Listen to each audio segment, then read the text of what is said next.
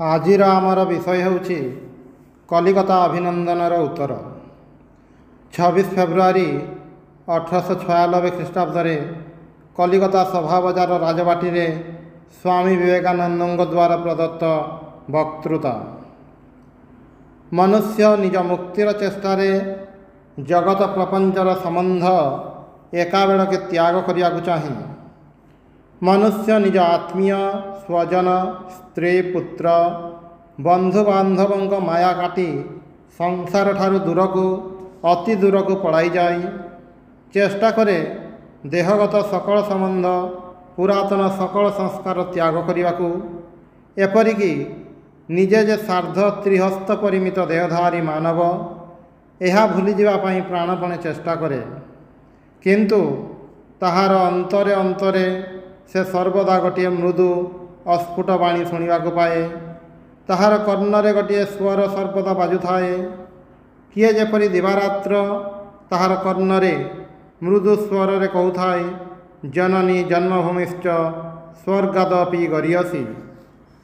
ହେ ଭାରତ ସାମ୍ରାଜ୍ୟର ରାଜଧାନୀର ଅଧିବାସୀଗଣ, ତୁମମାନଙ୍କ ନିକଟରେ ମୁଁ ସନ୍ନ୍ୟାସୀ ଭାବରେ ଉପସ୍ଥିତ ହୋଇନାହିଁ, ଧର୍ମ ପ୍ରଚାରକ ରୂପରେ ମଧ୍ୟ ନୁହେଁ, କିନ୍ତୁ ତୁମମାନଙ୍କ ନିକଟରେ ପୂର୍ବ ପରି ସେହି କଲିକତାବାସୀ ବାଳକ ରୂପରେ ତୁମମାନଙ୍କ ସହିତ ଆଳାପ କରିବା ପାଇଁ ଉପସ୍ଥିତ ହୋଇଛି।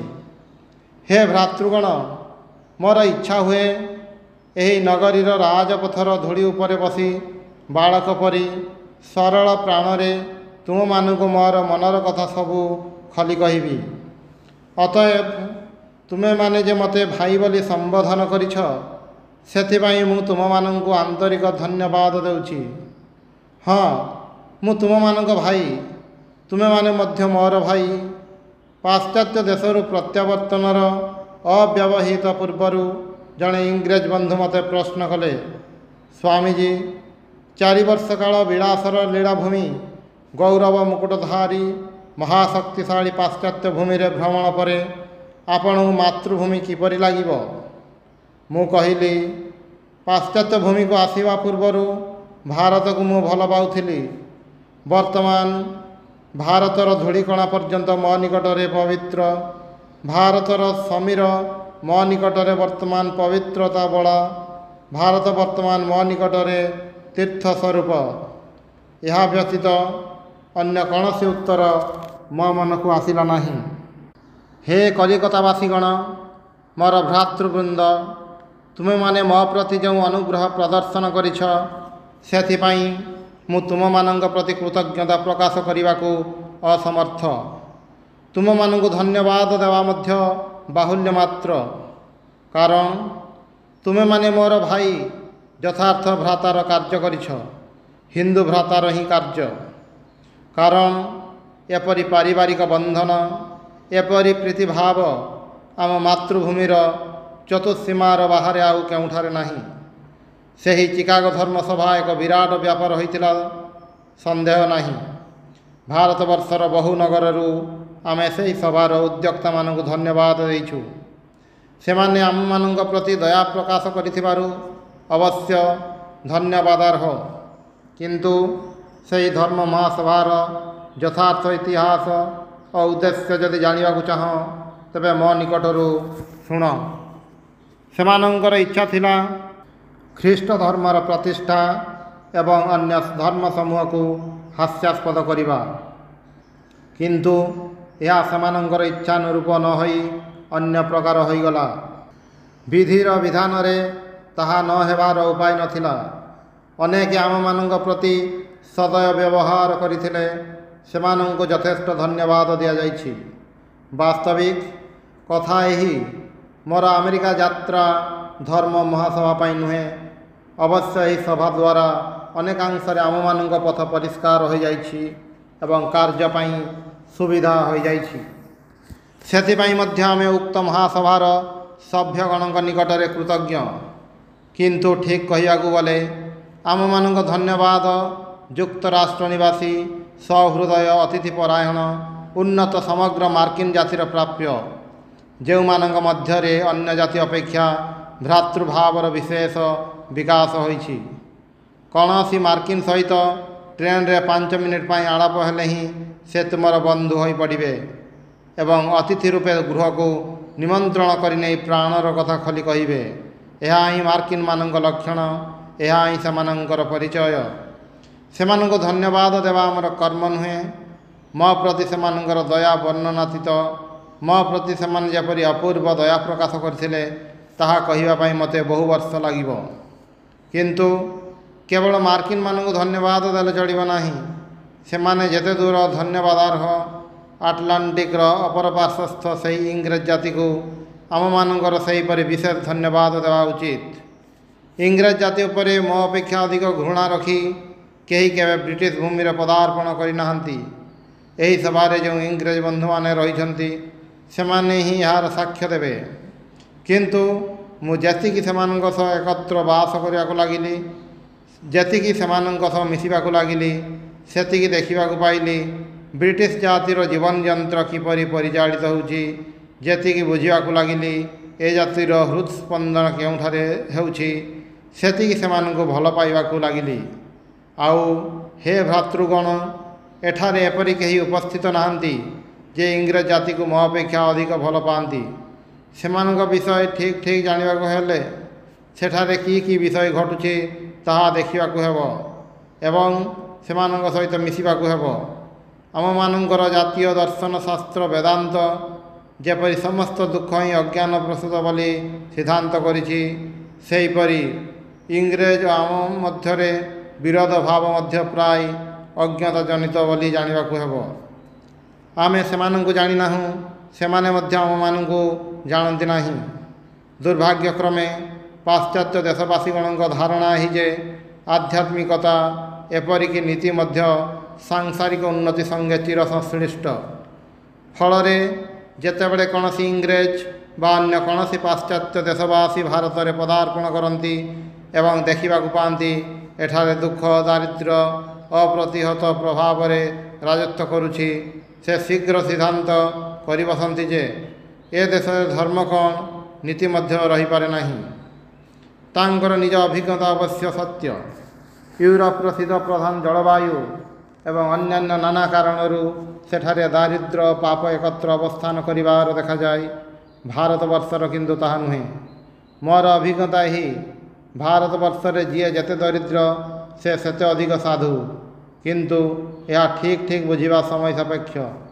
ଆଉ ଭାରତବର୍ଷର ଜାତୀୟ ଜୀବନର ଏହି ଗୁପ୍ତ ରହସ୍ୟ ବୁଝିବା ପାଇଁ ଦୀର୍ଘକାଳ ଭାରତରେ ବାସ କରି ସମୟ ନଷ୍ଟ କରିବା ପାଇଁ କେତେଜଣ ବୈଦେଶିକ ପ୍ରସ୍ତୁତ ଅଛନ୍ତି। ଏହି ଜାତିର ଚରିତ୍ର ଧୈର୍ଯ୍ୟ ସହକାରେ ଅଧ୍ୟୟନ କରିବେ ଓ ବୁଝିପାରିବେ ଏପରି ଲୋକ ଅଳ୍ପ ମାତ୍ର ଅଛନ୍ତି। ଏଠାରେ ହିଁ ଏପରି ଜାତି ବାସ କରନ୍ତି ଯେଉଁମାନଙ୍କ ନିକଟରେ ଦାରିଦ୍ର୍ୟ କହିଲେ ପାପ ବୁଝାଏ ନାହିଁ। କେବଳ ତାହା ନୁହେଁ, ଦାରିଦ୍ର୍ୟକୁ ଏଠାରେ ଅତି ଉଚ୍ଚ ଆସନ ଦିଆ ହୋଇଥାଏ। ଏଠାରେ ଦରିଦ୍ର ସନ୍ନ୍ୟାସୀ ବେଶ ହିଁ ସର୍ବଶ୍ରେଷ୍ଠ ଆସନ ପାଇଥାଏ। ଅନ୍ୟପକ୍ଷରେ ଆମମାନଙ୍କୁ ମଧ୍ୟ ସେମାନଙ୍କର ସାମାଜିକ ରୀତିନୀତି ଅତି ଧୈର୍ଯ୍ୟ ସହକାରେ ପର୍ଯ୍ୟବେକ୍ଷଣ କରିବାକୁ ହେବ। ସେମାନଙ୍କ ସମ୍ବନ୍ଧରେ ହଠାତ୍ ଗୋଟିଏ ସିଦ୍ଧାନ୍ତ କରି ପକାଇଲେ ଚଳିବ ନାହିଁ। ସେମାନଙ୍କର ସ୍ତ୍ରୀ ପୁରୁଷଙ୍କ ମଧ୍ୟରେ ମିଳାମିଶା ଏବଂ ଅନ୍ୟାନ୍ୟ ଆଚାର ବ୍ୟବହାର ସବୁଗୁଡ଼ିକର ଅର୍ଥ ଅଛି, ସବୁଗୁଡ଼ିକର ଭଲ ଦିଗ ଅଛି। କେବଳ ତୁମମାନଙ୍କୁ ଯତ୍ନପୂର୍ବକ ଧୈର୍ଯ୍ୟ ସହକାରେ ସେମାନଙ୍କ ସମ୍ବନ୍ଧରେ ଆଲୋଚନା କରିବାକୁ ହେବ। ମୋର ଏକଥା କହିବାର ଉଦ୍ଦେଶ୍ୟ ଏହା ନୁହେଁ ଯେ ଆମେ ସେମାନଙ୍କ ଆଚାର ବ୍ୟବହାର ଅନୁକରଣ କରିବା କିମ୍ବା ସେମାନେ ଆମମାନଙ୍କର ଅନୁକରଣ କରିବେ। ସକଳ ଦେଶର ଆଚାର ବ୍ୟବହାରରେ ଶତ ଶତାବ୍ଦୀର ଅତି ମୃଦୁଗତି କ୍ରମ ବିକାଶର ଫଳ ରହିଛି ଏବଂ ସବୁଗୁଡ଼ିକର ଗଭୀର ଅର୍ଥ ଅଛି। ସୁତରାଂ ଆମେମାନେ ସେମାନଙ୍କର ଆଚାର ବ୍ୟବହାର ଗୁଡ଼ିକୁ ଯେପରି ଉପହାସ ନ କରୁ, ପୁଣି ସେମାନେ ମଧ୍ୟ ଯେପରି ଆମମାନଙ୍କୁ ତଦ୍ରୂପ ନ କରନ୍ତି। ମୁଁ ଏହି ସଭା ସମକ୍ଷରେ ଆଉ ଗୋଟିଏ କଥା କହିବା ପାଇଁ ଇଚ୍ଛା କରୁଛି। ମୋ ମତରେ ଆମେରିକା ଅପେକ୍ଷା ଇଂଲଣ୍ଡରେ ମୋର ପ୍ରଚାର କାର୍ଯ୍ୟ ଅଧିକତର ସନ୍ତୋଷଜନକ ହୋଇଅଛି। ଅକୁତ ଭୟ ଦୃଢ଼ ଅଧ୍ୟବସାୟଶୀଳ ଇଂରେଜ ଜାତିର ମସ୍ତିଷ୍କରେ ଯଦି କୌଣସି ଭାବ ଥରେ ପ୍ରବେଶ କରାଇ ଦିଆହୁଏ, ସେମାନଙ୍କ ମସ୍ତିଷ୍କର ଖପୁରି ଯଦି ବା ଅପର ଜାତୀୟ ଖପୁରି ଅପେକ୍ଷା ସ୍ଥୂଳତର, ସହଜରେ କୌଣସି ଭାବ ପ୍ରବେଶ କରାଇବାକୁ ଚାହେଁ ନା। କିନ୍ତୁ ଅଧ୍ୟବସାୟ ସହକାରେ ସେହି ଖପୁରି ଭେଦ କରି ସେମାନଙ୍କ ମସ୍ତିଷ୍କରେ କୌଣସି ଭାବ ପ୍ରବେଶ କରାଇ ଦିଆଯାଏ, ତାହା ସେମାନଙ୍କ ମସ୍ତିଷ୍କରେ ରହିଯାଏ, କେବେ ବାହାରି ଯାଇନାହିଁ ଏବଂ ସେହି ଜାତିର ଅସୀମ କାର୍ଯ୍ୟକାରିଣୀ ଶକ୍ତି ବଳରେ ବୀଜଭୂତ ସେହି ଭାବରୁ ଅଙ୍କୁରୋଦ୍ଗମ ହୋଇ ଅବିଳମ୍ବେ ଫଳ ପ୍ରସବ କରେ। ଅନ୍ୟ କୌଣସି ଦେଶ ତଦ୍ରୂପ ନୁହେଁ। ଏହି ଜାତିର ଯେପରି ଅପରିସୀମ କାର୍ଯ୍ୟକାରିଣୀ ଶକ୍ତି, ଏହି ଜାତିର ଯେପରି ଅନନ୍ତ ଜୀବନୀ ଶକ୍ତି, ଅନ୍ୟ କୌଣସି ଜାତିର ସେହିପରି ଦେଖିବାକୁ ପାଇବେ ନାହିଁ। ଏହି ଜାତିର କଳ୍ପନା ଶକ୍ତି ଅଳ୍ପ, କାର୍ଯ୍ୟକାରୀ ଶକ୍ତି ଅଗାଧ। ପୁଣି ଏହି ଇଂରେଜ ହୃଦୟର ଗୁପ୍ତ ଉତ୍ସ କେଉଁଠାରେ ତାହା କିଏ ଜାଣେ? ତାହାର ହୃଦୟର ଗଭୀର ପ୍ରଦେଶରେ ଯେ କେତେ କଳ୍ପନା ଓ ଭାବ ଉଚ୍ଛ୍ୱାସ ଲୁକ୍କାୟିତ, ତାହା କିଏ ବୁଝିପାରେ? ସେମାନେ ବୀରଜାତି, ସେମାନେ ପ୍ରକୃତ କ୍ଷତ୍ରିୟ। ଭାବ ଗୋପନ କରିବା ହିଁ ସେମାନଙ୍କର ଶିକ୍ଷା, କେବେ ପ୍ରକାଶ କରିବା ପାଇଁ ନୁହେଁ। ବାଲ୍ୟକାଳରୁ ହିଁ ସେମାନେ ଏହି ଶିକ୍ଷା ପାଇଛନ୍ତି। ଖୁବ୍ କମ୍ ଇଂରେଜ ଦେଖିବାକୁ ପାଇବ ଯିଏ କେବେ ନିଜ ହୃଦୟର ଭାବକୁ ପ୍ରକାଶ କରି ପକାଏ। ପୁରୁଷଙ୍କ କଥା କାହିଁକି, ଇଂରେଜ ରମଣୀ ମଧ୍ୟ କେବେ ହେଲେ ହୃଦୟର ଆବେଗ ପ୍ରକାଶ କରନ୍ତି ନାହିଁ।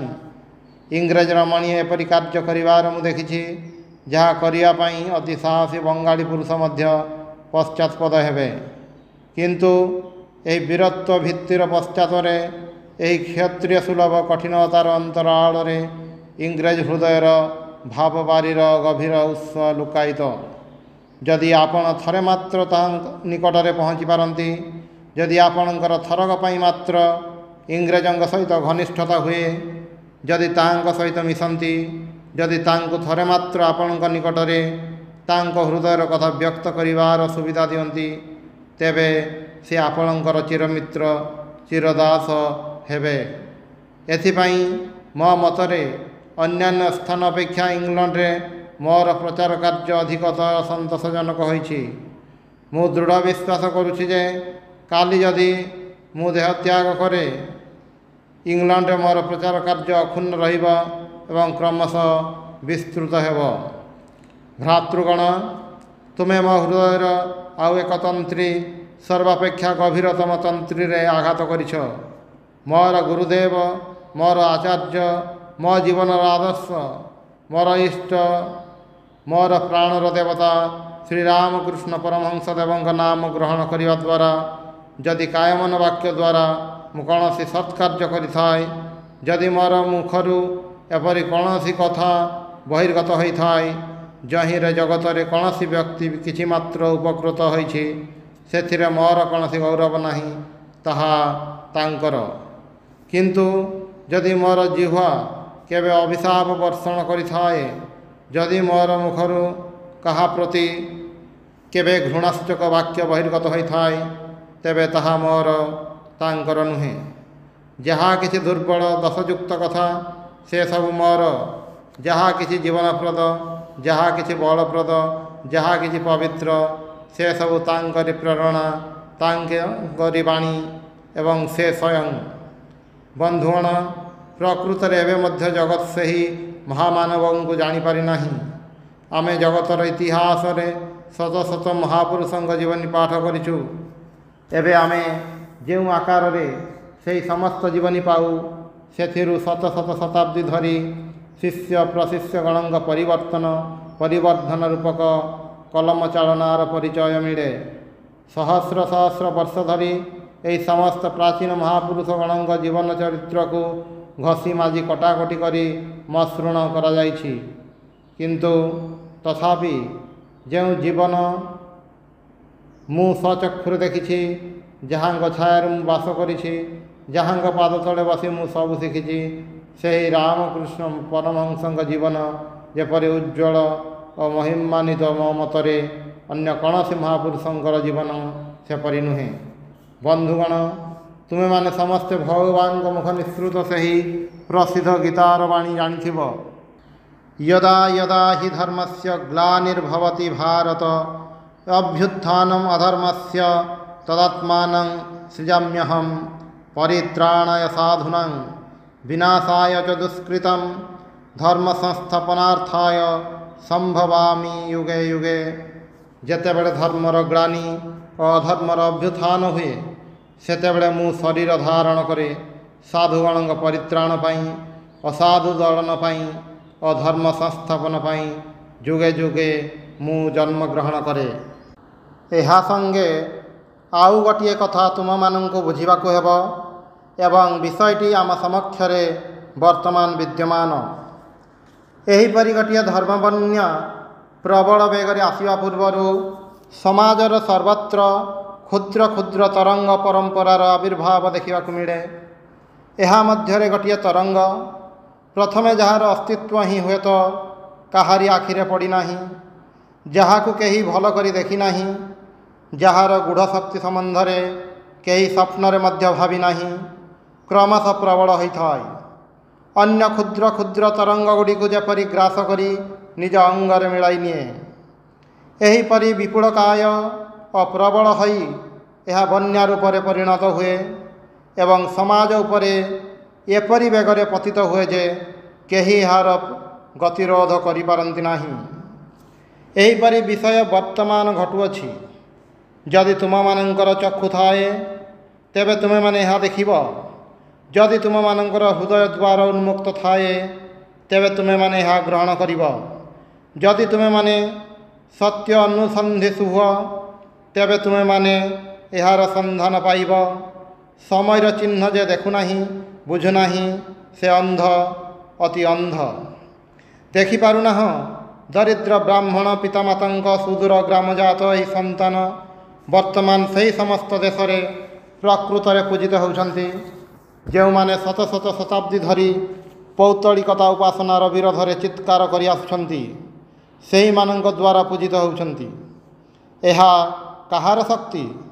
ଏହା କ'ଣ ତୁମମାନଙ୍କ ଶକ୍ତି ନା ମୋର? ନା, ଏହା ଆଉ କାହାର ଶକ୍ତି ନୁହେଁ। ଯେଉଁ ଶକ୍ତି ଏଠାରେ ରାମକୃଷ୍ଣ ପରମହଂସ ରୂପରେ ଆବିର୍ଭୂତ ହୋଇଛନ୍ତି, ଏ ସେହି ଶକ୍ତି। କାରଣ ତୁମେ, ମୁଁ, ସାଧୁ, ମହାପୁରୁଷଗଣ, ଏପରିକି ଅବତାରଗଣ ସମସ୍ତ ବ୍ରହ୍ମାଣ୍ଡ ଶକ୍ତିର ବିକାଶ ମାତ୍ର।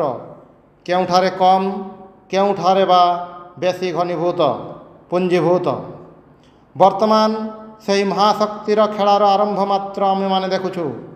ବର୍ତ୍ତମାନ ଯୁଗର ଅବସାନ ହେବା ପୂର୍ବରୁ ତୁମେମାନେ ଏହାର ଆଶ୍ଚର୍ଯ୍ୟ, ଅତି ଆଶ୍ଚର୍ଯ୍ୟ ଲୀଳା ପ୍ରତ୍ୟକ୍ଷ କରିବ।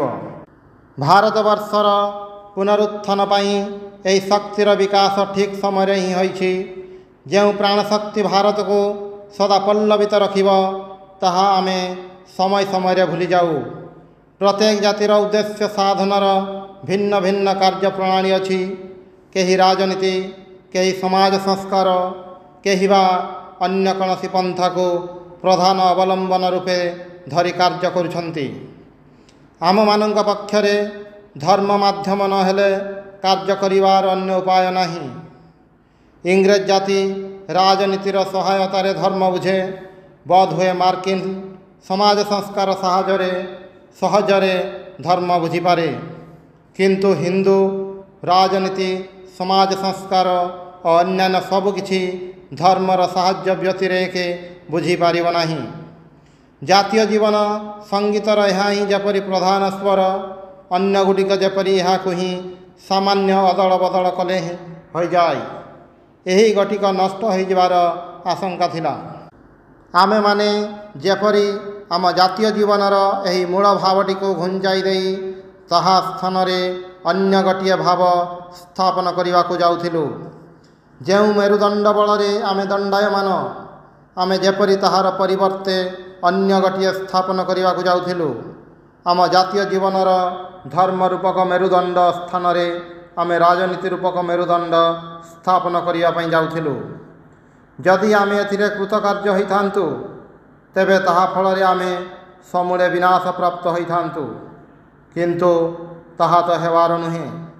ତେଣୁ ଏହି ମହାଶକ୍ତିର ପ୍ରକାଶ ହୋଇଥିଲା। ଏହି ମହାପୁରୁଷଙ୍କୁ ତୁମେମାନେ ଯେଉଁ ଭାବରେ ନିଅ ତାହା ମୁଁ ବଡ଼ ବୋଲି ଧରେ ନାହିଁ।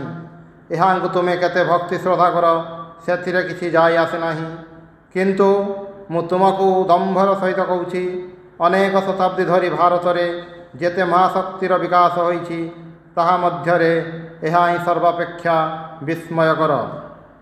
ପୁଣି ତୁମେମାନେ ଯେତେବେଳେ ହିନ୍ଦୁ, ସେତେବେଳେ ଏହି ଶକ୍ତି ଦ୍ୱାରା କେବଳ ଭାରତ ନୁହେଁ ସମଗ୍ର ମାନବ ଜାତିର ଉନ୍ନତି ଓ ମଙ୍ଗଳ କିପରି ସାଧିତ ହେଉଛି ତାହା ଜାଣିବା ପାଇଁ ତୁମମାନଙ୍କର ଏହି ଶକ୍ତି ସମ୍ବନ୍ଧରେ ଆଲୋଚନା କରି ଏହାକୁ ବୁଝିବାକୁ ଚେଷ୍ଟା କରିବା କର୍ତ୍ତବ୍ୟ।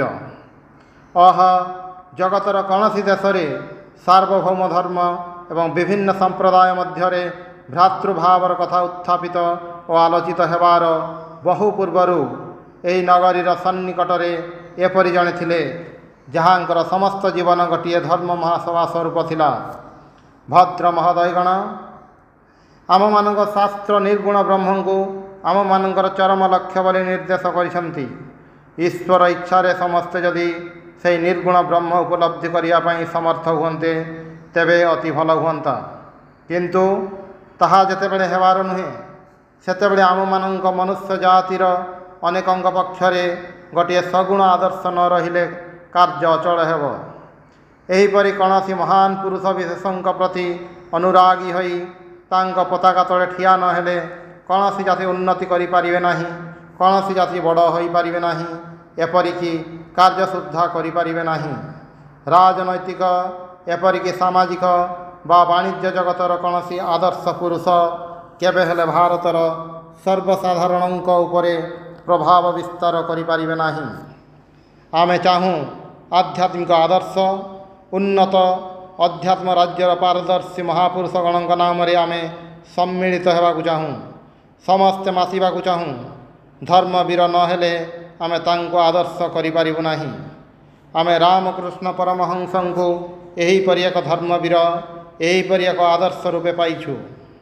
ଯଦି ଏହି ଜାତି ଉଠିବାକୁ ଚାହେଁ ତେବେ ମୁଁ ନିଶ୍ଚୟ କହିବି ଏହି ନାମରେ ସମସ୍ତଙ୍କୁ ମାତିବାକୁ ହେବ। ରାମକୃଷ୍ଣ ପରମହଂସଙ୍କୁ ମୁଁ ବା ଅନ୍ୟ କେହି ପ୍ରଚାର କରନ୍ତୁ, ସେଥିରେ କିଛି ଯାଇ ଆସେ ନାହିଁ। ତୁମମାନଙ୍କ ନିକଟରେ ଏହି ମହାନ ଆଦର୍ଶ ପୁରୁଷଙ୍କୁ ଉପସ୍ଥାପନ କଲି। ବର୍ତ୍ତମାନ ବିଚାର କରିବାର ଭାର ତୁମମାନଙ୍କ ଉପରେ। ଏହି ମହାନ ଆଦର୍ଶ ପୁରୁଷଙ୍କୁ ନେଇ କ'ଣ କରିବ? ଆମର ଜାତୀୟ କଲ୍ୟାଣ ପାଇଁ ତୁମମାନଙ୍କୁ ବର୍ତ୍ତମାନ ତାହା ସ୍ଥିର କରିବାକୁ ପଡ଼ିବ। ଏହି କଥା ଆମମାନଙ୍କର ସ୍ମରଣ ରଖିବା ଆବଶ୍ୟକ। ତୁମେମାନେ ଯେତେ ମହାପୁରୁଷଙ୍କୁ ଦେଖିଛ ବା ସ୍ପଷ୍ଟ ଭାବରେ କହିଲେ ଯେତେ ମହାପୁରୁଷଙ୍କ ଜୀବନ ଚରିତ ପାଠ କରିଛ, ସେମାନଙ୍କ ମଧ୍ୟରେ ଏହାଙ୍କ ଜୀବନ ସର୍ବାପେକ୍ଷା ପବିତ୍ରତମ। ପୁଣି ଏହା ତ ସ୍ପଷ୍ଟ ଭାବରେ ଦେଖୁଛ ଯେ ଏପରି ଅତି ଅଦ୍ଭୁତ ଆଧ୍ୟାତ୍ମିକ ଶକ୍ତିର ବିକାଶ କଥା ତୁମେ କେବେ ହେଲେ ପଢ଼ିନାହଁ, ଦେଖିବାକୁ ଆଶା କରିବା ତ ଦୂରର କଥା। ତାହାଙ୍କର ତୀରଭାବ ପରେ 10 ବର୍ଷ ନ ବିତୁଣୁ ଏହି ଶକ୍ତି ଜଗତକୁ ଆଚ୍ଛନ୍ନ କରିଛି, ତାହା ତ ତୁମେମାନେ ପ୍ରତ୍ୟକ୍ଷରେ ଦେଖୁଛ। ଏହି କାରଣରୁ ଆମର ଜାତୀୟ କଲ୍ୟାଣ ପାଇଁ, ଆମ ଧର୍ମର ଉନ୍ନତି ପାଇଁ କର୍ତ୍ତବ୍ୟ ବୁଦ୍ଧି ପ୍ରଣୋଦିତ ହୋଇ ମୁଁ ଏହି ମହାନ ଆଧ୍ୟାତ୍ମିକ ଆଦର୍ଶ ତୁମମାନଙ୍କ ସମ୍ମୁଖରେ ଉପସ୍ଥାପନ କରୁଛି। ମୋତେ ଦେଖି ତାଙ୍କର ବିଚାର କର ନାହିଁ, ମୁଁ ଅତି କ୍ଷୁଦ୍ର ଯନ୍ତ୍ର ମାତ୍ର। ମୋତେ ଦେଖି ତାଙ୍କ ଚରିତ୍ରର ବିଚାର କର ନାହିଁ। ସେ ଏତେ ଉନ୍ନତ ଥିଲେ ଯେ ମୁଁ ଅଥବା ତାଙ୍କର ଅନ୍ୟ କୌଣସି ଶିଷ୍ୟ ଯଦି ଶତ ଶତ ଜନ୍ମ ଧରି ଚେଷ୍ଟା କରୁ, ତଥାପି ସେ ଯଥାର୍ଥରେ ଯାହା ଥିଲେ ତାହାର କୋଟି ଭାଗର 1 ଭାଗ ସମାନ ମଧ୍ୟ ହୋଇପାରିବୁ ନାହିଁ। ତୁମେମାନେ ବିଚାର କର, ତୁମମାନଙ୍କ ଅନ୍ତରରେ ସେ ସନାତନ ସାକ୍ଷୀ ସ୍ୱରୂପ ବିଦ୍ୟମାନ ଅଛନ୍ତି। ପୁଣି ମୁଁ ଆନ୍ତରିକ ପ୍ରାର୍ଥନା କରୁଛି ସେହି ରାମକୃଷ୍ଣ ପରମହଂସ ଆମମାନଙ୍କ ଜାତିର କଲ୍ୟାଣ ପାଇଁ, ଆମ ଦେଶର ଉନ୍ନତି ପାଇଁ, ସମଗ୍ର ମାନବ ଜାତିର ହିତ ପାଇଁ ତୁମମାନଙ୍କ ହୃଦୟ ଖୋଲି ଦିଅନ୍ତୁ ଏବଂ ଆମେ କିଛି କରୁ ବା ନ କରୁ, ମହାଯୁଗାନ୍ତର ଯେ ଅବଶ୍ୟମ୍ଭାବୀ ତାହାର ସହାୟତା ପାଇଁ ତୁମମାନଙ୍କୁ ନିଷ୍କପଟ ଓ ଦୃଢ଼ବ୍ରତ କରାନ୍ତୁ। ତୁମକୁ ଏବଂ ମୋତେ ଭଲ ଲାଗୁ ବା ନ ଲାଗୁ, ସେଥିପାଇଁ ପ୍ରଭୁଙ୍କ କାର୍ଯ୍ୟ ଅଟକି ରହିବ ନାହିଁ। ସେ ସାମାନ୍ୟ ଧୂଳିରୁ ମଧ୍ୟ ତାଙ୍କର କାର୍ଯ୍ୟ ପାଇଁ ଶତ ସହସ୍ର କର୍ମୀ ସର୍ଜନା କରିପାରନ୍ତି। ତାହାଙ୍କ ଅଧୀନରେ ରହି କାର୍ଯ୍ୟ କରିବା ତ ଆମମାନଙ୍କ ପକ୍ଷରେ ସୌଭାଗ୍ୟ ଓ ଗୌରବର ବିଷୟ। କ୍ରମଶଃ ଏହି ଭାବ ଚାରିଦିଗରେ ବିଚ୍ଛୁରିତ କରିବାକୁ ହେବ। ତୁମେମାନେ କହିଛ ଆମକୁ ସମଗ୍ର ଜଗତ ଜୟ କରିବାକୁ ହେବ। ହଁ, ତାହା ଆମକୁ କରିବାକୁ ହିଁ ହେବ। ଭାରତକୁ ଅବଶ୍ୟ ପୃଥିବୀ ଜୟ କରିବାକୁ ହେବ। ଏହାଠାରୁ ନିମ୍ନତର ଆଦର୍ଶରେ ମୁଁ କେବେ ହେଲେ ସନ୍ତୁଷ୍ଟ ହୋଇପାରିବି ନାହିଁ।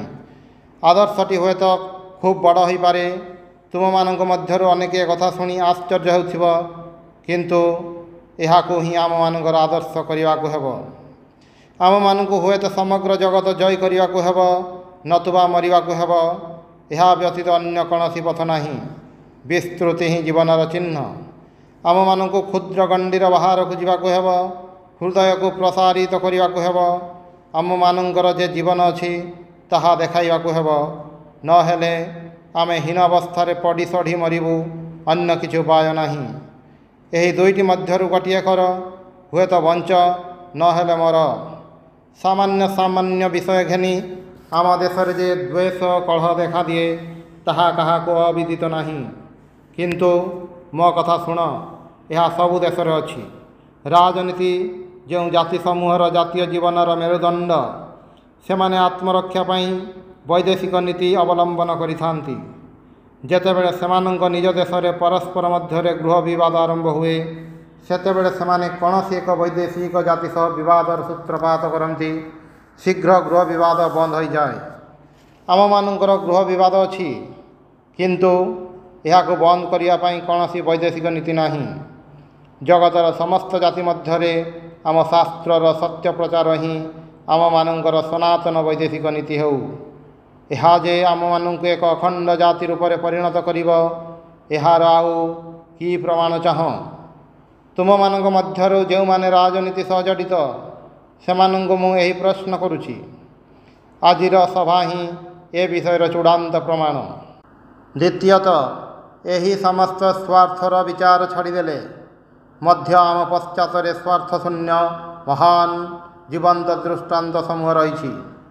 ଭାରତର ପତନ ଓ ଦୁଃଖ ଦାରିଦ୍ର୍ୟର ଅନ୍ୟତମ ପ୍ରଧାନ କାରଣ ଏହି ଯେ ସେ ନିଜ କାର୍ଯ୍ୟକ୍ଷେତ୍ର ସଂକୁଚିତ କରି ରଖିଥିଲା। ଶାମୁକା ପରି ଦୁଆରରେ କିଳିଣି ଲଗାଇ ଦେଇ ବସିଥିଲା। ଆର୍ଯ୍ୟତ୍ୱର ଅନ୍ୟ ସତ୍ୟ ପିପାସୁ ମାନବ ଜାତି ନିକଟରେ ନିଜର ରତ୍ନ ଭଣ୍ଡାର, ଜୀବନପ୍ରଦ ସତ୍ୟ ରତ୍ନର ଭଣ୍ଡାର ଉନ୍ମୁକ୍ତ କରିନଥିଲା। ଆମମାନଙ୍କ ପତନର ଅନ୍ୟତମ ପ୍ରଧାନ କାରଣ ଏହି ଯେ ଆମେମାନେ ବାହାରକୁ ଯାଇ ଅନ୍ୟ ଜାତି ସହିତ ଆମମାନଙ୍କର ତୁଳନା କରିନାହୁଁ। ପୁଣି ତୁମେମାନେ ସମସ୍ତେ ଜାଣ, ଯେଉଁଦିନଠାରୁ ରାଜା ରାମମୋହନ ରାୟ ଏହି ସଂକୀର୍ଣ୍ଣତାର ବେଢ଼ା ଭାଙ୍ଗିଲେ, ସେହିଦିନଠାରୁ ଆଜି ଭାରତରେ ଯେଉଁ ସାମାନ୍ୟ ସ୍ପନ୍ଦନ, ଯେଉଁ ସାମାନ୍ୟ ଜୀବନ ଅନୁଭୂତି ହେଉଛି, ତାହାର ଆରମ୍ଭ ହୋଇଛି। ସେହିଦିନଠାରୁ ଭାରତବର୍ଷର ଇତିହାସ ଅନ୍ୟ ପଥ ଅବଲମ୍ବନ କରିଛି। ଭାରତ ବର୍ତ୍ତମାନ କ୍ରମବର୍ଦ୍ଧମାନ ଗତିରେ ଉନ୍ନତି ଲାଭ କରୁଛି। ଅତୀତ କାଳରେ ଯଦି କ୍ଷୁଦ୍ର କ୍ଷୁଦ୍ର ସ୍ରୋତସ୍ୱିନୀ ଦେଖାଯାଇଥିଲା, ତେବେ ଜାଣ ବର୍ତ୍ତମାନ ମହାବନ୍ୟା ଆସୁଛି। ଅନ୍ୟ କେହି ଏହାର ଗତିରୋଧ କରିପାରିବେ ନାହିଁ। ଅତଏବ ଆମମାନଙ୍କୁ ବିଦେଶକୁ ଯିବାକୁ ହେବ, କାରଣ ଆଦାନ ପ୍ରଦାନ ହିଁ ଅଭ୍ୟୁଦୟର ମୂଳମନ୍ତ୍ର। ଆମେମାନେ କ'ଣ ଚିରକାଳ ପାଶ୍ଚାତ୍ୟବାସୀଙ୍କ ପାଦ ତଳେ ବସି ସବୁ ଜିନିଷ, ଏପରିକି ଧର୍ମ ମଧ୍ୟ ଶିଖିବୁ? ଅବଶ୍ୟ ସେମାନଙ୍କ ନିକଟରୁ ଆମେ କଳକବ୍ଜା ଶିଖିପାରୁ, ଆହୁରି ଅନେକ ଜିନିଷ ମଧ୍ୟ ସେମାନଙ୍କ ନିକଟରୁ ଶିଖିପାରୁ। କିନ୍ତୁ ଆମମାନଙ୍କର ମଧ୍ୟ କିଛି ବିଷୟ ସେମାନଙ୍କୁ ଶିକ୍ଷା ଦେବାକୁ ହେବ। ଆମେ ସେମାନଙ୍କୁ ଆମର ଧର୍ମ, ଆମ ଗଭୀର ଆଧ୍ୟାତ୍ମିକତା ଶିଖାଇବୁ। ଜଗତ ପୂର୍ଣ୍ଣାଙ୍ଗ ସଭ୍ୟତା ପାଇଁ ଅପେକ୍ଷା କରୁଛି।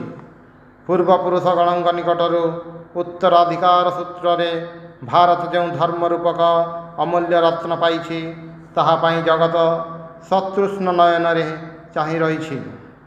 ହିନ୍ଦୁ ଜାତି ଶତ ଶତ ଶତାବ୍ଦୀର ଅବନତି ଓ ଦୁଃଖ ଦୁର୍ବିପାକ ଭିତରେ ମଧ୍ୟ ଯାହା ସଯତ୍ନେ ହୃଦୟରେ ବାନ୍ଧି ରଖିଛି, ଜଗତ ସେହି ରତ୍ନକୁ ସତୃଷ୍ଣ ନୟନରେ ଚାହିଁ ରହିଛି।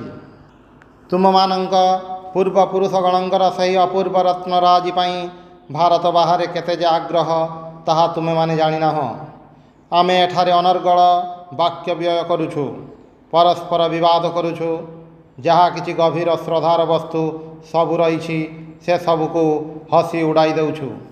ବର୍ତ୍ତମାନ ଏହି ହସି ଉଡ଼ାଇ ଦେବାଟା ଗୋଟିଏ ଜାତୀୟ ଦୋଷରେ ପରିଣତ ହୋଇଛି।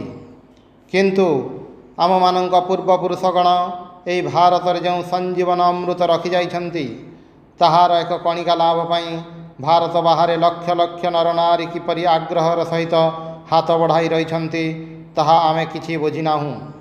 ଅତଏବ ଆମମାନଙ୍କୁ ଭାରତ ବାହାରକୁ ଯିବାକୁ ହେବ। ଆମମାନଙ୍କର ଆଧ୍ୟାତ୍ମିକତା ବିନିମୟରେ ସେମାନେ ଯାହା କିଛି ଦେଇପାରନ୍ତି, ତାହା ହିଁ ଗ୍ରହଣ କରିବାକୁ ହେବ। अध्यात्म राज्यर अपूर्व तत्व समूहर विनिमय आमे जड़ राज्यर अद्भुत तत्व समूह शिक्षा करिबा। चिरकाल आम मानंकु शिष्य होई बसी रहिले चलिब नाही, आम मानंकु गुरु मध्य हेबाकु पड़िब। समभावापन्न न हेले केबे बंधुत्व हुए नाही। पुणी जेतेबेले दले लोक सर्वदा आचार्यंक आसन ग्रहण करिथांती एवं अन्य दल सर्वदा सेमानंक पाद तले बसी शिक्षा नेबा पई उद्यत, सेतेबेले उभयंक मध्यरे केबे हेले समभाव आसीपारे नाही। जदि इंग्रेज बा मार्किन गणक सहित तुम मानंकर समान हेबाकु इच्छा थाए, तेबे तुम मानंकु जेपरि सेमानंक ठारु शिखिबाकु हेबो सेहीपरि सेमानंकु शिखाइबाकु मध्य हेबो। वर्तमान मध्य बहु शताब्दी धरी जगत को शिखाइबार विषय तुम मानंकर यथेष्ट अछि, ताहा ही वर्तमान करिबाकु हेबो।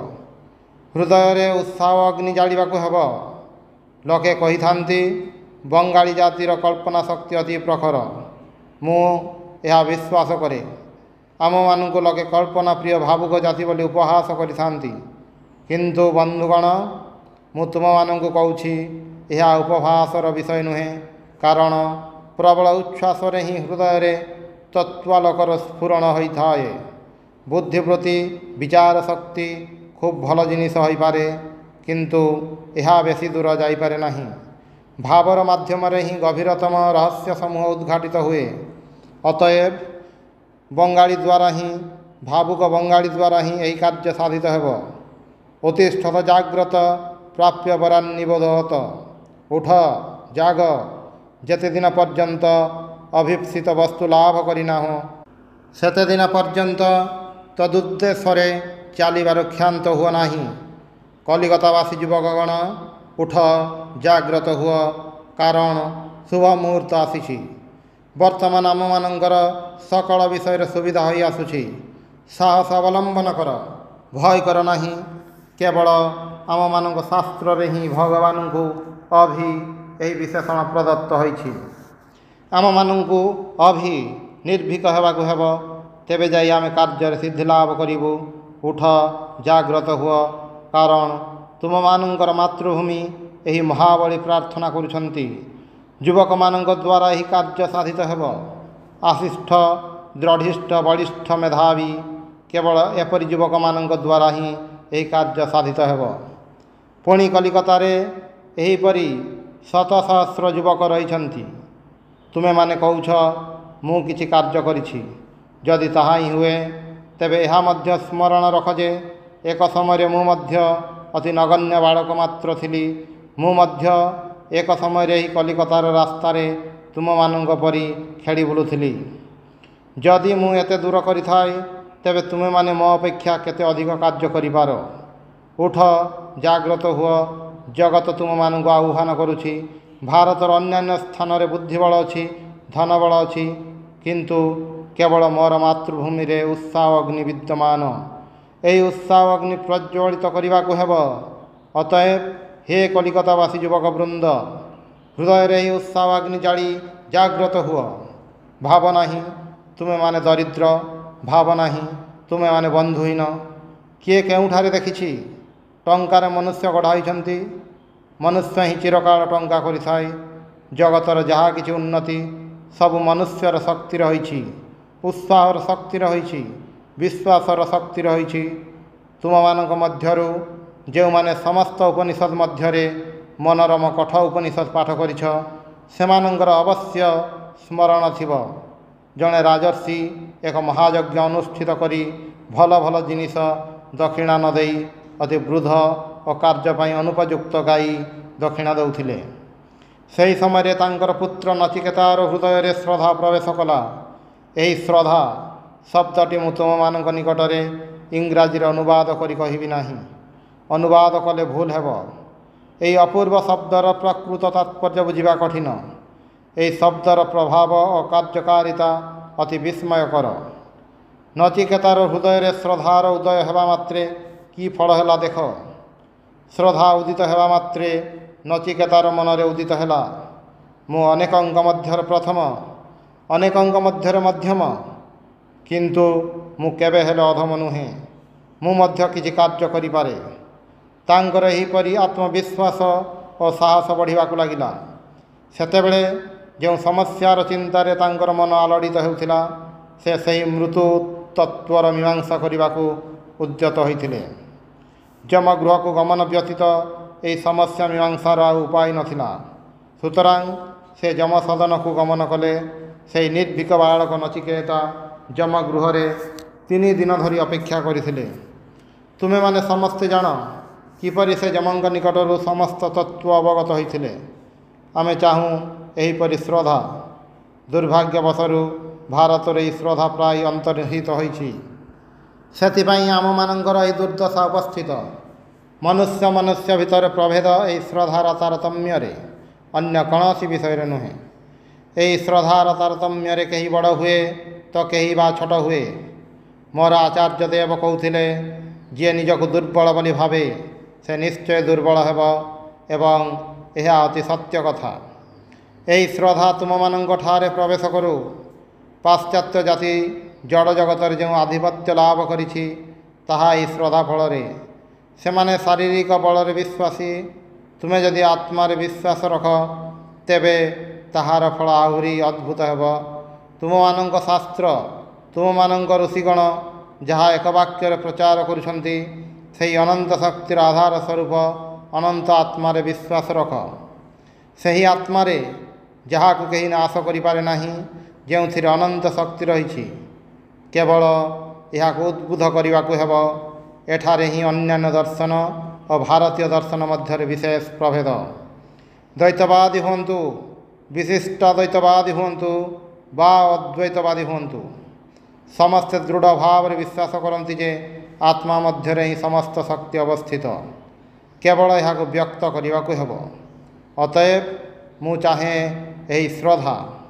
ଆମ ସମସ୍ତଙ୍କର ଆବଶ୍ୟକ ଏହି ଆତ୍ମବିଶ୍ୱାସ। ଏହି ବିଶ୍ୱାସ ଉପାର୍ଜନ ରୂପକ ମହତ୍ କାର୍ଯ୍ୟ ତୁମମାନଙ୍କ ସମ୍ମୁଖରେ ପଡ଼ି ରହିଛି। ଆମମାନଙ୍କ ଜାତୀୟ ଶଣିତରେ ଏକ ଭୟଙ୍କର ରୋଗର ବୀଜ ପ୍ରବେଶ କରିଛି। ସକଳ ବିଷୟକୁ ହସି ଉଡ଼ାଇଦେବା ଗାମ୍ଭୀର୍ଯ୍ୟର ଅଭାବ। ଏହି ଦୋଷ ସମ୍ପୂର୍ଣ୍ଣ ରୂପେ ତ୍ୟାଗ କରିବାକୁ ହେବ। ବୀର ହୁଅ, ଶ୍ରଦ୍ଧା ସମ୍ପନ୍ନ ହୁଅ, ଆଉ ସବୁ କିଛି ଆସିବ ହିଁ ଆସିବ। ମୁଁ ତ ବର୍ତ୍ତମାନ ମଧ୍ୟ କିଛି କରିପାରି ନାହିଁ, ତୁମମାନଙ୍କୁ ହିଁ ସବୁ କରିବାକୁ ହେବ। ଯଦି କାଲି ମୋର ମୃତ୍ୟୁ ହୁଏ, ସଙ୍ଗେ ସଙ୍ଗେ ଏହି କାର୍ଯ୍ୟ ଲୁପ୍ତ ହେବ ନାହିଁ। ମୋର ଦୃଢ଼ ବିଶ୍ୱାସ, ଜନସାଧାରଣଙ୍କ ମଧ୍ୟରୁ ସହସ୍ର ସହସ୍ର ବ୍ୟକ୍ତି ଆସି ଏହି ବ୍ରତ ଗ୍ରହଣ କରିବେ ଏବଂ ଏହି କାର୍ଯ୍ୟର ଏତେ ଦୂର ଉନ୍ନତି ଓ ବିସ୍ତାର ସାଧନ କରିବେ ଯେ ମୁଁ କଳ୍ପନାରେ ମଧ୍ୟ ଯାହା କେବେ ଆଶା କରିନାହିଁ। ମୋ ଦେଶ ଉପରେ ମୁଁ ବିଶ୍ୱାସ ରଖିଛି, ବିଶେଷତଃ ମୋ ଦେଶର ଯୁବକ ଦଳ ଉପରେ ବିଶ୍ୱାସ ରଖିଛି। ବଙ୍ଗୀୟ ଯୁବକଗଣଙ୍କ ସ୍କନ୍ଧରେ ଅତି ଗୁରୁଭାର ସମର୍ପିତ। ଆଉ କେବେ ମଧ୍ୟ କୌଣସି ଦେଶର ଯୁବକ ଦଳ ଉପରେ ଏତେ ଗୁରୁଭାର ପଡ଼ିନାହିଁ। ମୁଁ ପ୍ରାୟ ଗତ 10 ବର୍ଷ ଧରି ସମଗ୍ର ଭାରତବର୍ଷରେ ଭ୍ରମଣ କରିଛି। ସେଥିରେ ମୋର ଦୃଢ଼ ପ୍ରତୀତି ହୋଇଛି ଯେ ବଙ୍ଗୀୟ ଯୁବକଗଣଙ୍କ ମଧ୍ୟରେ ସେହି ଶକ୍ତି ପ୍ରକାଶିତ ହେବ, ଯେଉଁରେ ଭାରତ ତାହାର ଉପଯୁକ୍ତ ଆଧ୍ୟାତ୍ମିକ ଅଧିକାରରେ ପୁନଃ ପ୍ରତିଷ୍ଠିତ ହେବ।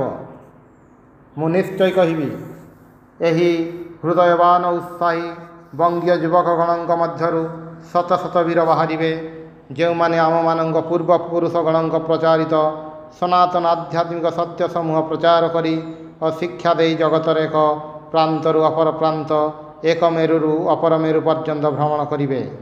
ତୁମମାନଙ୍କ ସମ୍ମୁଖରେ ଏହି ମହାନ କର୍ତ୍ତବ୍ୟ ରହିଛି। ଅତଏବ ଆଉ ଥରେ ତୁମମାନଙ୍କୁ ସେହି ମହତ୍ ବାଣୀ ଉତ୍ତିଷ୍ଠତ ଜାଗ୍ରତ ପ୍ରାପ୍ୟ ବରାନ୍ନିବୋଧତ ସ୍ମରଣ କରାଇ ଦେଇ ମୋର ବକ୍ତବ୍ୟ ଶେଷ କରୁଛି। ଭୟ କର ନାହିଁ, କାରଣ ମନୁଷ୍ୟ ଜାତିର ଇତିହାସରେ ଦେଖାଯାଏ, ଯାହା କିଛି ମହାଶକ୍ତି ପ୍ରକାଶିତ ହୋଇଛି ସବୁ ସାଧାରଣ ଲୋକଙ୍କ ମଧ୍ୟରେ। ଜଗତରେ ଯେତେ ବଡ଼ ବଡ଼ ପ୍ରତିଭା ସମ୍ପନ୍ନ ପୁରୁଷ ଜନ୍ମିଛନ୍ତି, ସମସ୍ତେ ସାଧାରଣ ଲୋକଙ୍କ ମଧ୍ୟରୁ। ପୁଣି ଇତିହାସରେ ଥରେ ଯାହା ଘଟିଛି ତାହା ପୁନରାୟ ଘଟିବ। କୌଣସି ବିଷୟରେ ଭୟ କର ନାହିଁ। ତୁମେମାନେ ଅଦ୍ଭୁତ ଅଦ୍ଭୁତ କାର୍ଯ୍ୟ କରିଛ। ଯେଉଁ ମୁହୂର୍ତ୍ତରେ ତୁମର ହୃଦୟରେ ଭୟର ସଞ୍ଚାର ହେବ, ସେହି ମୁହୂର୍ତ୍ତରେ ତୁମେ ଶକ୍ତିହୀନ ହେବ। ଭୟ ହିଁ ଜଗତର ସମସ୍ତ ଦୁଃଖର ମୁଖ୍ୟ କାରଣ। ଭୟ ହିଁ ସର୍ବାପେକ୍ଷା ବଡ଼ କୁସଂସ୍କାର। ନିର୍ଭୀକ ହେଲେ ଏକ ମୁହୂର୍ତ୍ତରେ ସ୍ୱର୍ଗ ମଧ୍ୟ ଆମର କରତଳଗତ ହୁଏ। ଅତଏବ ଉତ୍ତିଷ୍ଠତ ଜାଗ୍ରତ। प्राप्य वरान् निबोधत। भद्र महोदयगण, आपण माने मो प्रति जो अनुग्रह प्रकाश करिसंती सेथिपाई आपण मानंकु पुनर्बार धन्यवाद देउछि। मु आपण मानंकु केवल ଏହା ହିଁ କହିପାରେ ଯେ ମୋର ଇଚ୍ଛା, ମୋର ପ୍ରବଳ ଆନ୍ତରିକ ଇଚ୍ଛା ହିଁ ମୁଁ ଜଗତର ସର୍ବୋପରି ମୋର ସ୍ୱଦେଶ ଓ ସ୍ୱଦେଶବାସୀଗଣଙ୍କର ଯତ୍ସାମାନ୍ୟ ସେବାରେ ଯେପରି ଲାଗିପାରେ। ଓಂ ଶାନ୍ତି ଶାନ୍ତି ଶାନ୍ତି। ହରି ଓಂ ତତ୍ସତ୍।